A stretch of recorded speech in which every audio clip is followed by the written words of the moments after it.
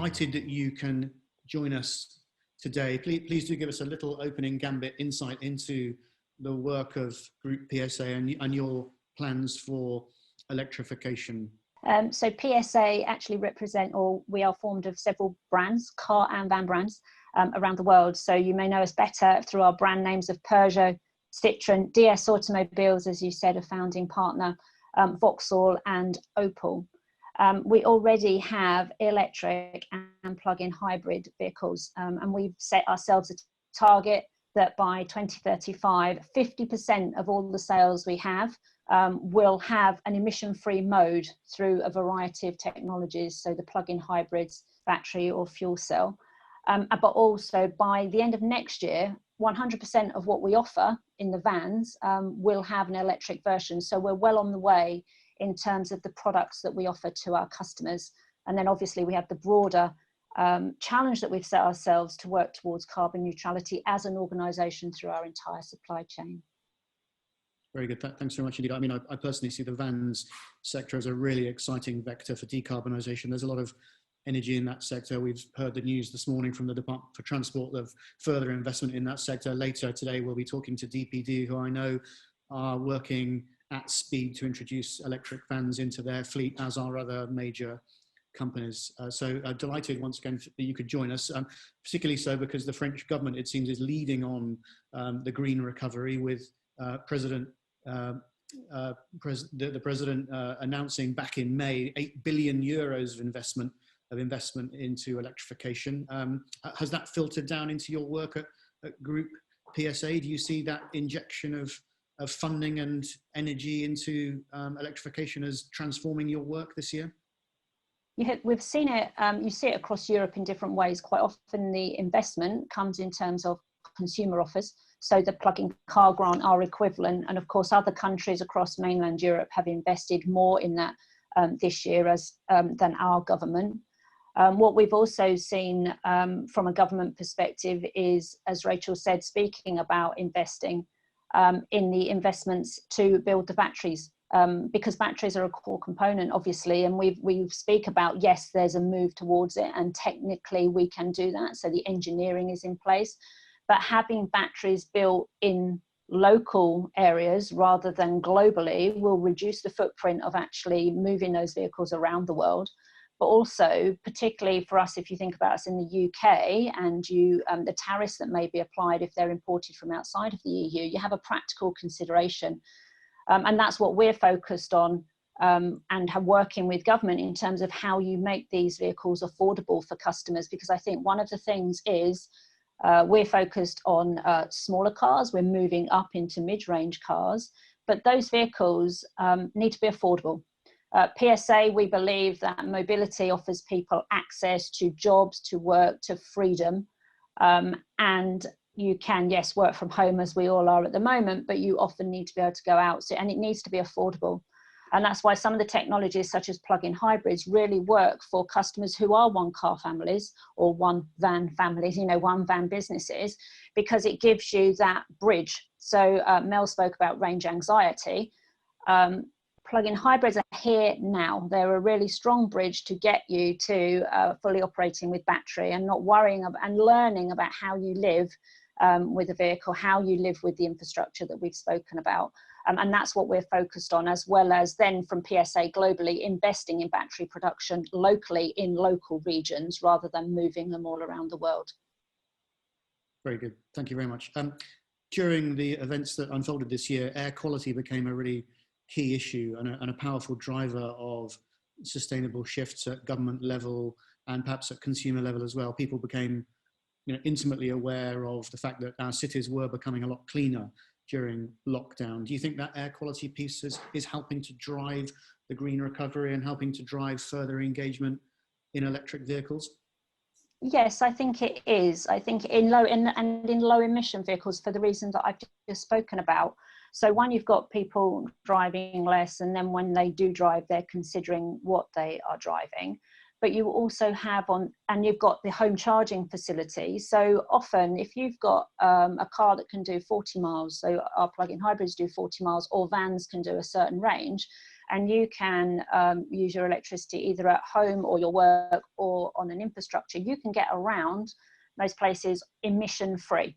And that's what people are really interested in. But of course, to make that affordable, that's adapting, or you've got to develop that technology. We have it within PSA, but it needs to be affordable. And that's where customers then are considering, okay, I really want to do this, but how can I make it affordable? Which is why some of the customer incentives, and I spoke about plug-in car grant, plug-in van grant, are really important whilst we develop that technology and make it more mass produced compared to the ICE vehicles that we've currently got. So affordability is absolutely key for the customers. We see it all of the time.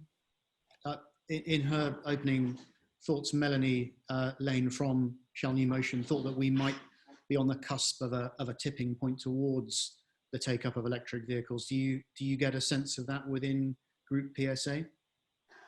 I think there's a move, because I think for all the reasons that we've spoken about so far, it'll be driven by customer. It can be accelerated by government incentives or manufacturers finding a way to produce a lower cost vehicle, which obviously we have success with.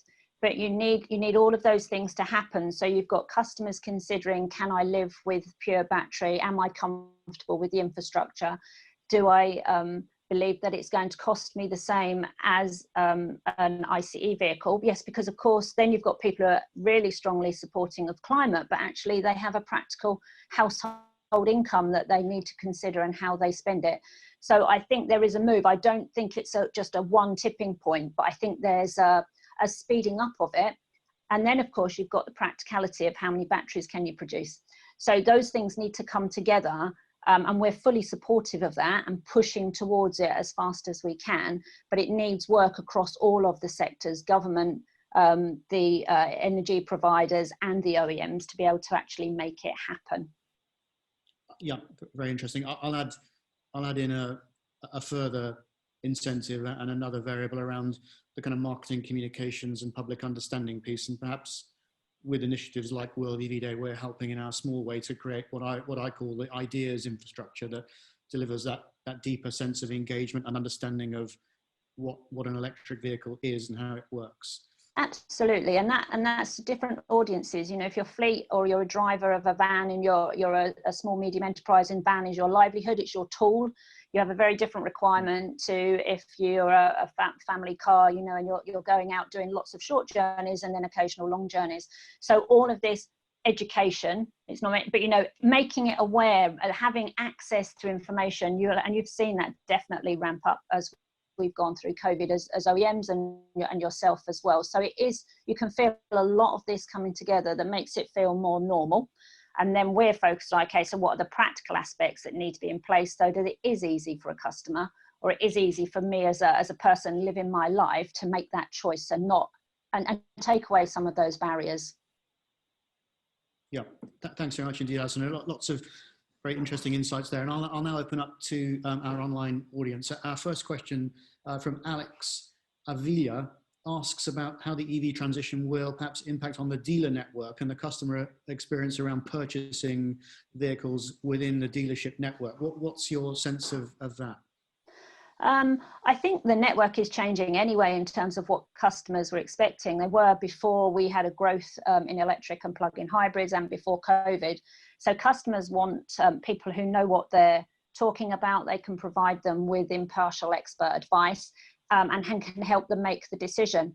So I think that is true of any vehicle. And the fact that our vehicles are available in every powertrain has enabled it to be more accessible to customers to have that conversation without feeling like they're being forced one way or the other. So the retailer network is absolutely about providing that expertise, that confidence then when you've purchased your vehicle, that you have somewhere you can go back to so that you can ask those follow-up questions, maintain your vehicle in the way that you want. But of course, technically, the network has to change because they need technicians who can serve high voltage vehicles and can do that. So there are some practical things, But from a customer perspective, expertise of service and ability to be able to find the vehicle you want is the most important thing, regardless of whether it's electric or ICE. Yeah, I think you're raising a lot of interesting and important issues around practicality, around cost and real world experiences about being able to afford an electric vehicle. And the next question is in line with that. Aran Prasad asks about that cost piece and specifically about total cost of ownership, and perhaps the need to educate people about that side. And that's what we talk about. So you're exactly right, because if somebody's looking and they're going on comparison websites and looking purely at a list price, it can put people off. But if you look at the total cost of ownership and the pence per mile of an electric versus a petrol or a diesel engine, you can absolutely look at the total. So then you can say, okay, comparing total cost of ownership, what I want to use my vehicle for, and how often my journeys are of certain lengths, which is another thing, because people think they use their cars and vans in quite a different way to how they actually use them sometimes. And that's where we need to support. And you will see on our websites, there are areas dedicated to that. And we obviously have a lot of independent colleagues and yourselves as well, promoting how you think about it, and often then providing a test drive that is longer than an hour, because you need to live with it. You need to live with your car in winter, summer, your van the same, because we all know, those of us who've preconditioned our cars and have used our apps on our mobile phones, that it becomes normal. There are ththings, but of course it's quite different. It's not a new emerging technology, but for many of the mass customers that we're talking to at the 20,000 to 25,000 euro range, it is a new purchase, and we have to remember that it's new for many people, and it is our job to communicate that so that they can clearly understand. Yeah, I personally think there's more work we could all do to reframe the conversation around savings rather than cost. Yeah. There's lots of talk about cost, and not an enormous amount of talk about savings. So perhaps that's one for us all to consider in our work. A final question now then, for now, a little bit more of a contentious question around the kind of plug-in hybrid versus pure battery electric vehicle question from Charles Key, who asks, does Group PSA have a date in mind to phase out plug-in hybrid electric vehicles to aid the transition to electric vehicles, or not? What's your sense of that? No, we don't have a phase-out date. And the reason is plug-in hybrids are currently serving a really good job now and are a strong proposition for two reasons. One, we have targets by country for CO2 for automotive. And we are achieving that. And PSA has achieved it every month since the beginning of this year by having a great contribution of plug-in hybrid vehicles.